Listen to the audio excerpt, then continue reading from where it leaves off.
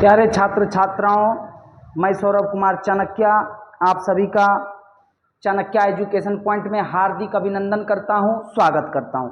मित्रों, आज हम लोग बजट से जो है कि महत्वपूर्ण टॉपिक है बजट, और जो कि यहाँ से परीक्षा में प्रश्न बनते हैं और छात्रों को यह याद रखने में भी जो कि दिक्कत होती है। तो आप क्या करेंगे कि वीडियो को 2 से 3 बार चला के देखेंगे, आपको पूरा याद हो जाएगा। ठीक है, आपको पूरा याद हो जाएगा। ओके, आइए शुरुआत करते हैं।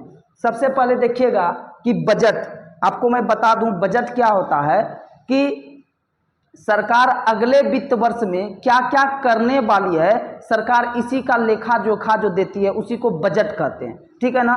अच्छा, बजट जो है ना, यह फ्रेंच भाषा का शब्द है जिसका अर्थ होता है चमड़े का थैला। ठीक है ना, चमड़े का थैला।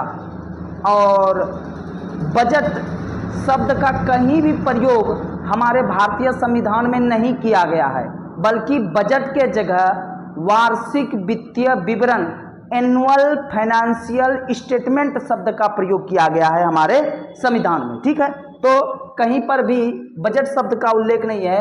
भारतीय संविधान का अनुच्छेद 112 में कहा गया है कि वार्षिक वित्तीय विवरण, वार्षिक वित्तीय विवरण, इसी को बोलते हैं एनुअल फाइनेंशियल स्टेटमेंट, और इसी को कहा जाता है क्या भाइयों, बजट। तो हमारे संविधान में कहीं भी बजट शब्द का उल्लेख नहीं है, बल्कि उसके जगह पे वार्षिक वित्तीय विवरण शब्द का उल्लेख है। ठीक है, आप लोग याद रखिएगा, परीक्षा में पूछा जाता है। भारतीय बजट का जनक जो है ना, ये जेम्स विल्सन को कहा जाता है। किसको कहा जाता है? जेम्स विल्सन को कहा जाता है। और जेम्स विल्सन ने सबसे पहले 1860 ईस्वी में बजट पेश किया था। कब पेश किया था? 1860 ईस्वी में। इसको आप लोग याद रखिएगा। आगे, बजट कौन पेश करता है? तो बजट वित्त मंत्री द्वारा पेश किया जाता है। बजट वित्त मंत्री द्वारा पेश किया जाता है। और अभी वर्तमान में वित्त मंत्री कौन है? तो ये है निर्मला सीतारमण जी। निर्मला सीतारमण जी, यह भारत की पहली महिला पूर्णकालिक वित्त मंत्री है। पूर्णकालिक का मतलब कि ये 5 वर्ष तक कार्यकाल पूरा करने वाली प्रथम भारतीय महिला हैं, और इनका दूसरा कार्यकाल भी लगभग अब जो कि समाप्त ही होने वाला है।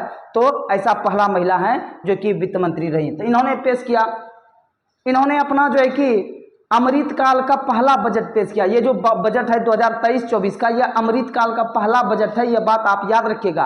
अमृत काल शुरू हुआ है 2023 से। समझ रहे बातों को? कब से? 2023 से, ये याद रखिएगा।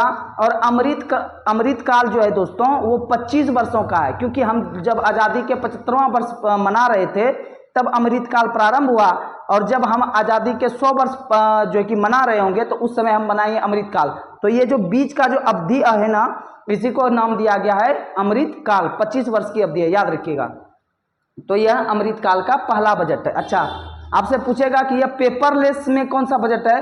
तो यह भी बजट पेपरलेस था। यह पेपरलेस में तीसरा बजट है। तीसरी बार पेपरलेस बजट पेश किया गया। पहली बार 2021 में, दूसरी बार 2022 में, और तीसरी बार 2023 में। यह भी फैक्ट है, आप याद रखिएगा इसको। आगे देखते हैं कि इस बार की बजट में जो है ना 7 प्राथमिकताएं दी गई है। 7 प्राथमिकताएं दी गई है, जिसको नाम दिया गया है सप्तऋषि। जिसको क्या नाम दिया गया है?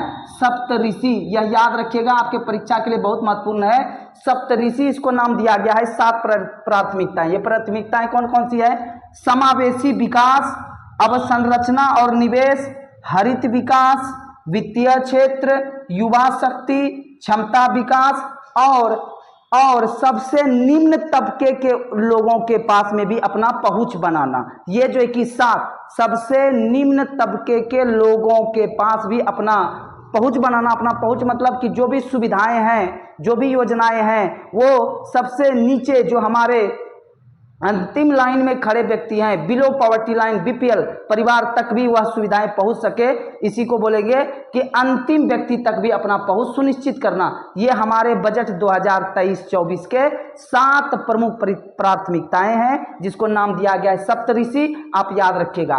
कुल बजट जो इस बार पेश किया गया है मित्रों, वो पेश किया गया है 45.3 लाख करोड़। यह बजट का कुल आकार है। कितना? 45.3 लाख करोड़ का बजट पेश किया गया है। यह याद रखिए, जो पिछली वर्ष के बजट की तुलना में 7.5% अधिक है। कितना अधिक है? 7.5% अधिक है। इतना बात आप लोग क्या करिएगा, याद रखिएगा। ठीक है कि राजस्व घाटा जो इस बार जो रहने वाला है भाइयों 2023-24 में, यह 2.9% रहने वाला है राजस्व घाटा। यह आप याद रखिएगा परीक्षा में सीधा, और बीपीएससी के एग्जाम में तो डाटा सहित पूछा जाता है, इसीलिए आपको यह जो कि याद रखना पड़ेगा।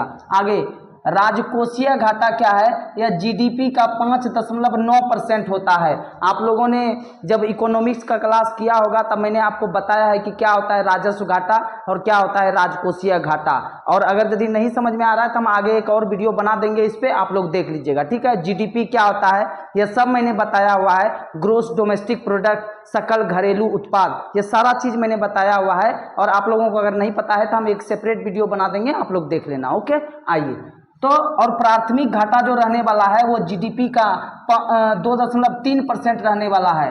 राजस्व घाटा 2.9 और राजकोषीय घाटा 5.9 और प्राथमिक घाटा 2.3 रहने वाला है। अब देखिए भारतीय अर्थव्यवस्था का जो विश्व में स्थान है, आपको पता है कि जिन अंग्रेजों ने हमारे ऊपर जो कि शासन किया था उनको मैंने पीछे छोड़ दिया अर्थव्यवस्था की दृष्टि से, और हमारा अर्थव्यवस्था पूरे विश्व में 5वें स्थान पर पहुंच गया है। मित्रों हमारा अर्थव्यवस्था जो है ना, अगर हम देखें पीपीपी, समझ रहे हैं, क्रय शक्ति समता, क्रय शक्ति समता के आधार पे हमारा अर्थव्यवस्था का विश्व में तीसरा स्थान है। कौन सा स्थान है विश्व में? तीसरा। और जीडीपी के अनुसार देखें, और जीडीपी सकल घरेलू उत्पाद के अनुसार अगर देखें तो विश्व में 5वीं सबसे बड़ी अर्थव्यवस्था है। 5वीं सबसे बड़ी अर्थव्यवस्था है। क्रय शक्ति क्षमता के आधार पे तीसरी और जीडीपी के आधार पे 5वीं। प्रति व्यक्ति आय जो कि दुगुना बढ़ा है। कितना बढ़ गया है? 2 गुना बढ़ गया है प्रति व्यक्ति आय। और प्रति व्यक्ति आय 2 गुना बढ़ के हो कितना गया? 9-7 लाख करोड़ रुपया जो है कि हमारा क्या हो गया है? प्रति व्यक्ति आय। प्रति व्यक्ति क्या होता है?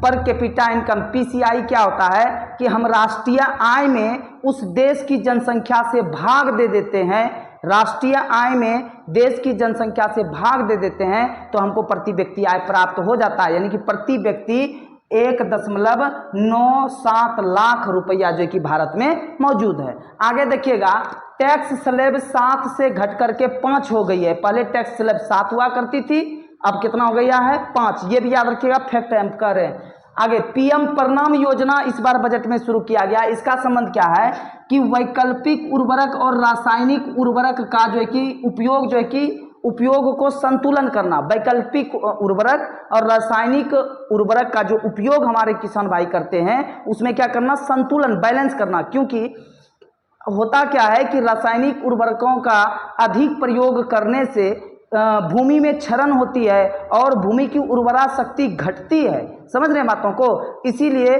किसानों को जैविक खाद का प्रयोग करना चाहिए और सरकार इसके लिए बढ़ावा भी दे रही है। समझ रहे हैं बातों को? सरकार इसके लिए बढ़ावा भी दे रही है। किसानों को जैविक खाद का प्रयोग करना चाहिए और किसानों को फसल चक्र अपनाना चाहिए।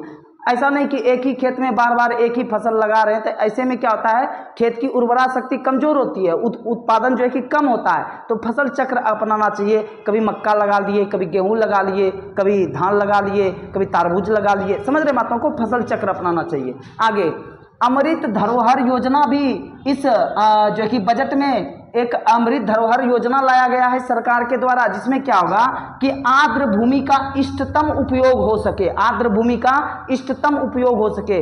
आपको पता है ना, आर्द्र भूमि के संरक्षण के लिए 1971 ईस्वी में ईरान के रामसर में समझौता हुआ था। भारत 1982 में उसका सदस्य बना और वर्तमान में भारत में 75 जो कि आर्द्र भूमि है और भारत का 75वां आर्द्र भूमि है सालबुग आर्द्र भूमि, जो कि जम्मू कश्मीर में स्थित है। आप लोगों को मैंने क्लास में जो कि पढ़ाया है आर्द्र भूमि, और जो नहीं पढ़े हैं तो हम आर्द्र भूमि पर भी एक सेपरेट वीडियो बनाएंगे। यहाँ से परीक्षा में प्रश्न एकदम निश्चित आएगा, चाहे आप बिहार पुलिस का परीक्षा दे रहे हो, दरोगा का दे रहे हो, चाहे आप बीपीएससी टीचर का दे रहे हो, चाहे आप जो है कि सीजीएल का दे रहे हो, कोई भी एग्जाम दे रहे हो, आपके परीक्षा में यहाँ से निश्चित प्रश्न आएगा। बिहार पुलिस वगैरह सब परीक्षा में पूछा जाएगा। तो अमृत धरोहर योजना आर्द्र भूमि को का इष्टतम उपयोग करने के लिए अमृत धरोहर योजना लाया गया है। और 2 फरवरी को विश्व आर्द्र भूमि दिवस मनाते हैं, यह भी याद रखिएगा। और 2023 का थीम था it's time for wetland restoration. फिर से सुनिए, it's time for wetland restoration. आप कॉपी पे नोट कर लीजिएगा। भारत श्री योजना पांडुलिपियों को, प्राचीन पांडुलिपियों को डिजिटल बनाने के लिए भारत श्री योजना सरकार लेकर के आई है। डिजिटल, जो प्राचीन पांडुलिपियां हुआ करती थी, पांडुलिपियां होती थी ना जो ताम्रपत्र पे लिखते थे हाथ से, हैं, तो उसको जो है कि आप डिजिटल बनाएगी सरकार, इसीलिए भारत श्री योजना लाया है। और आपको बता दूं कि मोटे अनाजों को इस बार के बजट में अब श्री अन्न कहा जाएगा। मोटे अनाज जो भी होंगे, बाजरा वगैरह, ये सभी को, ज्वार, समझ रहे ना, इसको क्या कहा जाएगा, मोटा अन्न कहा जाएगा। तो इतना भी याद रखिएगा। आप इसका एक बार क्या करिए, स्क्रीनशॉट ले लीजिए और पेपर पे नोट कर लीजिएगा। मित्रों, इसको 2-3 बार वीडियो को चला के देखिएगा। और अगर मेरा मेहनत आपको पसंद आ रहा है तो इसको जो कि दोस्तों के साथ में शेयर कीजिएगा, लाइक कर लीजिएगा, और अगर चैनल को सब्सक्राइब नहीं किए तो कर लीजिएगा, क्योंकि मैं अब जो है कि कंटिन्यू वीडियो बना के इस पे डालूंगा और आप लोगों को रिवीजन करने में बहुत ही आसान होगा। ठीक है, तो आप इसका स्क्रीनशॉट ले लीजिए।